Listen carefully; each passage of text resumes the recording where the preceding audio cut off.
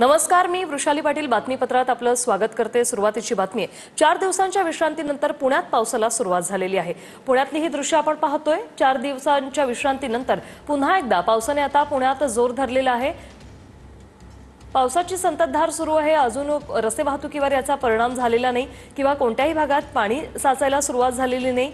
4 दिवस पुण्यातून पाऊस गायब होता, मात्र आज पुन्हा एकदा पावसाने उघडीप दिली।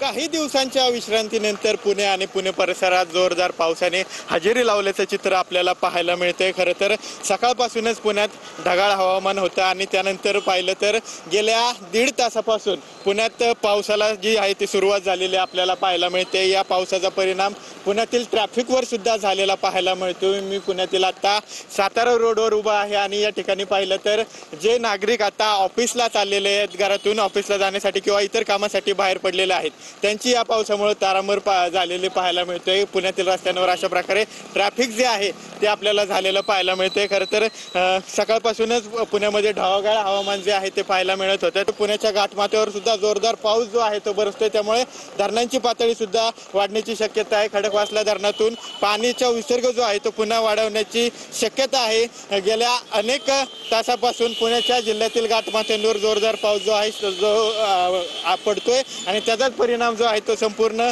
आपल्याला पुणे